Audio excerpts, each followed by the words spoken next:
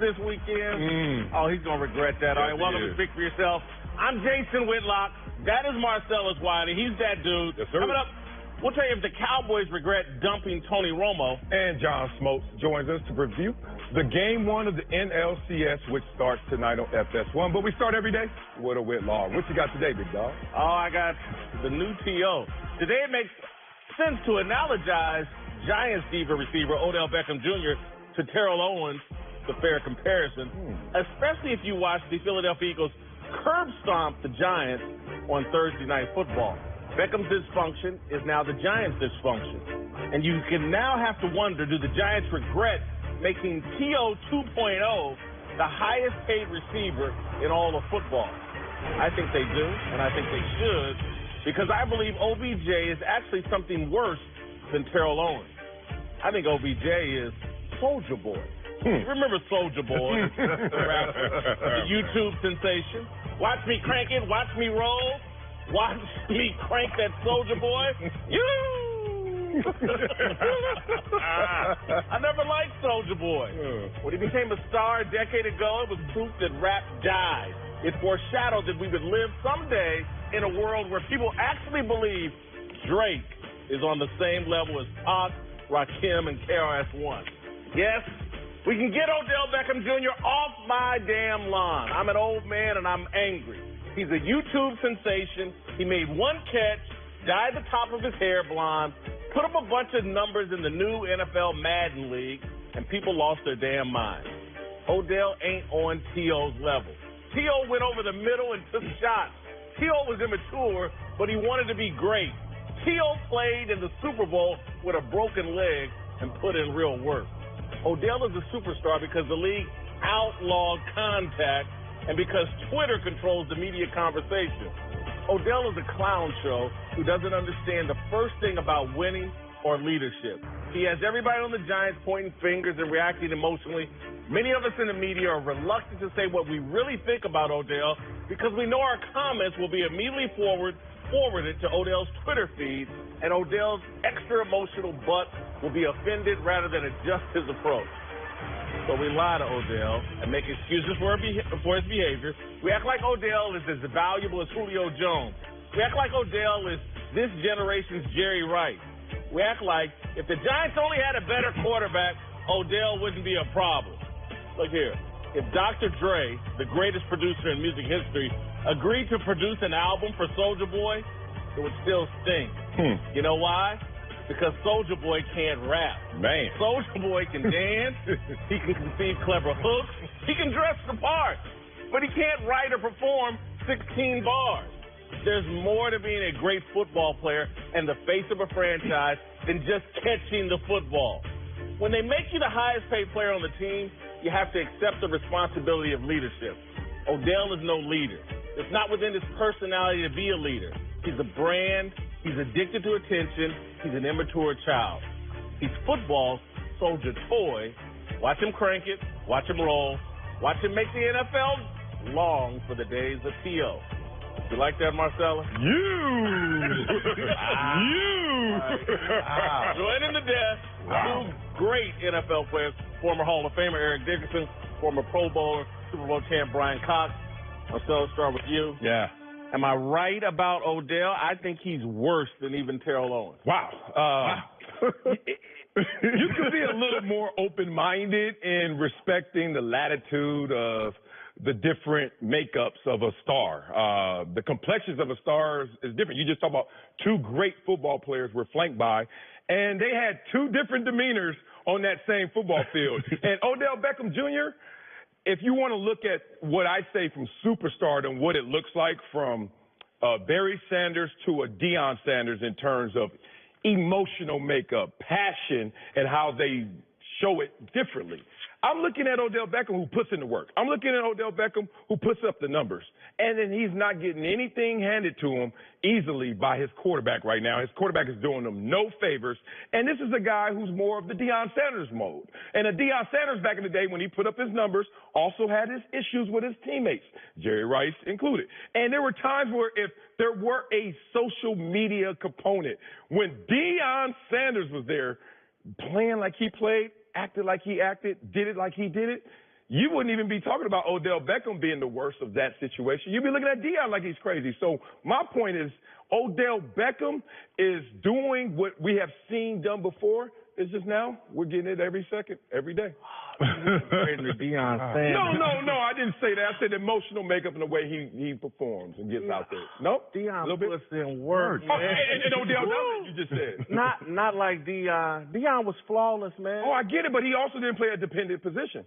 Like, think about Odell's first 3 years. I'm not comparing him to Deion. Stop that. You're going to have me on YouTube looking foolish. I'm just saying that the guy put up all-time historical NFL receiving numbers.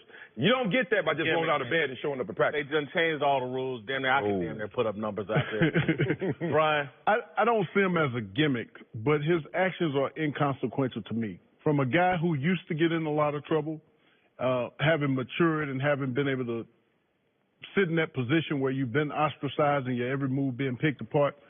To me, if the organization or the head coach goes down and say, we're going to cut out these antics or I'm going to suspend you and not fine you, you cut out all the drama. Because nothing hits harder than taking away my ability to play. You can take my money, I'm fine with it, because if the team finds you, you can write it off on your taxes. So you damn near kind of forcing them to kind of do something if you need a write-off.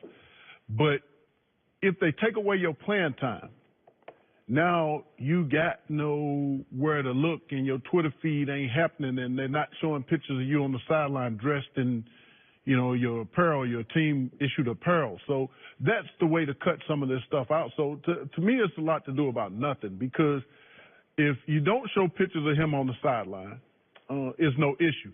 And Joe Green taught me a long time ago. He said, anytime you're on the field, you go out for a coin toss, you playing the game, a warrior always keeps his helmet on.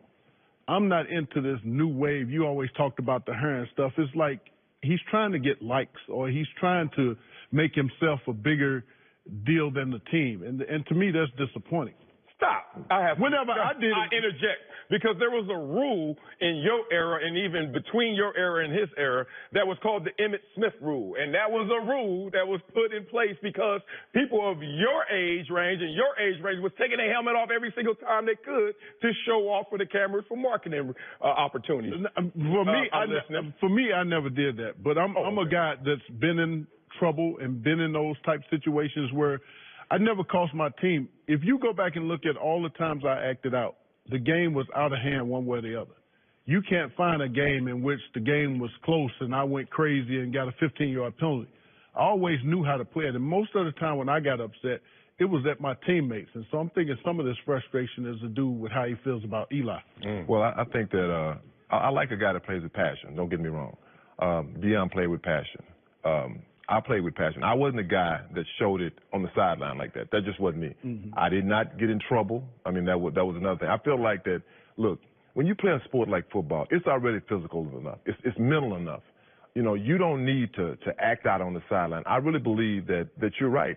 It's like I'm trying to get more Twitter followers. I do like Odell, but I don't like the antics. The Giants have divvied up and like, look, we're going to make you, if not the highest paid player in the National Football, one of the highest paid players in the National Football League.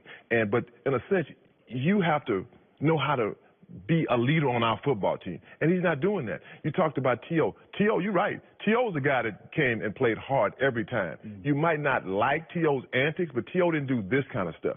It's all about the football team. It's not about the individual. Football is the most sport that is all about the team. And I feel like in this instance, it's all about him. It's like 2 weeks ago when he had the 137 yards. They lost. Yeah, they lost. You didn't see him acting like that then. So that's what it comes back to. And you're right. If you take away the playing time, now look, you still won't take away that money either. But you take away the playing time where you can't be on television, all of a sudden, suspension, that changes everything. Okay, now I've got to come back and I've got to try to be this kind of guy. But this is who he is. This is who he is.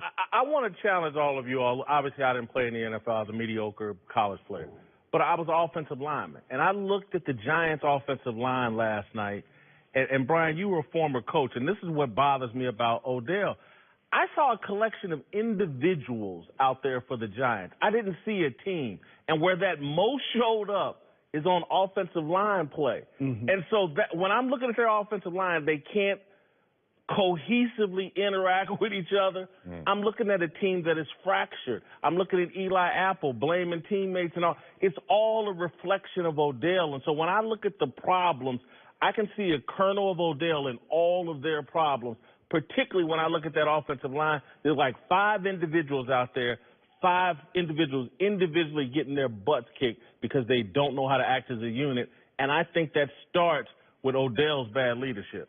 I think it starts with the head coach's bad leadership and trickles down to Odell.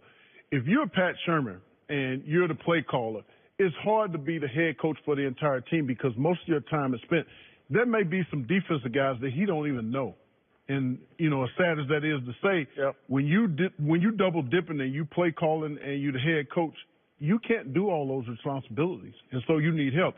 So if he don't handle it and he continues to let Odell act that way, and then you see Eli Apple act that way, and you see the offensive line act that way, your team is fractured. It's like this.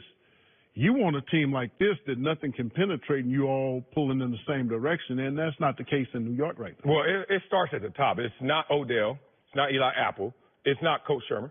It starts up top when they lost institutional control because they sent a memo to this team and said, look, we are not in the business of winning football games. And how did they send it?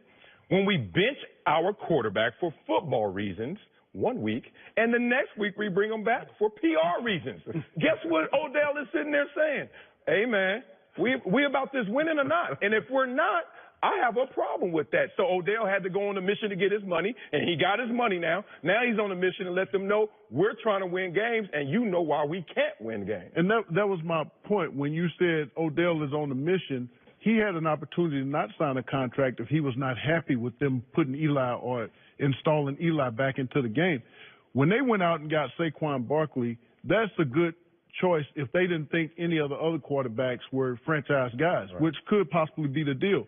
But if the head coach took the job, I'm sure in the interview process at some point it came up, who's your quarterback? He could have brought Case Keenum with him. He could have brought Teddy Bridgewater, all the guys he worked with in Minnesota. He could have brought one of those. But instead, he said, I can win with Eli. Yeah, he said Eli has something in the tank still. Let me ask both of you, not to leave you out, Eric, but you played on the offensive side of the ball. Thank you, I appreciate it. The defensive side of the ball is the emotional side of football. Yeah.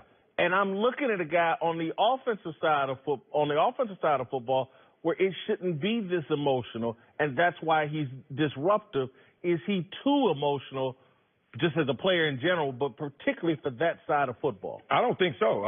Michael Irvin comes to mind, playing against the T.O., even though T.O. did it from a different place, emotional space. T.O. certainly got a lot of attention, but it wasn't coming with the look at me kind of feel and connotation that it does from Odell. But maybe that's just the lens we're looking through because of the cameras, the access, the Twitter. We get to know everything about you, so therefore we look at you from a different perspective. But I've seen many of balling receivers out there trying to say me first. And I'm gonna say this. Is it emotion or is it frustration?